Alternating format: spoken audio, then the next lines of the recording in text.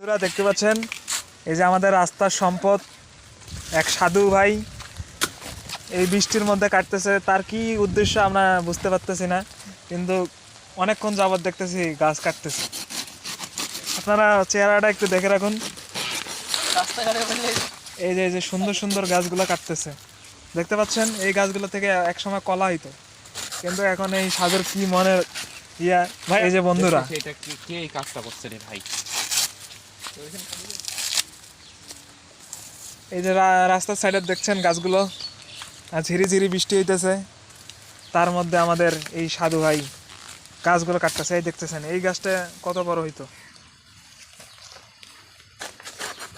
এই দেখেন মোটা গাছটা।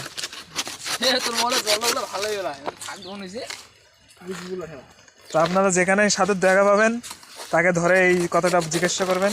এই যে চেহারাটা দেখে রাখুন, এই যে বাড়িটা দেখে রাখুন, আর এই সাথে ছেলেপেলেগুলোকেও দেখে রাখুন।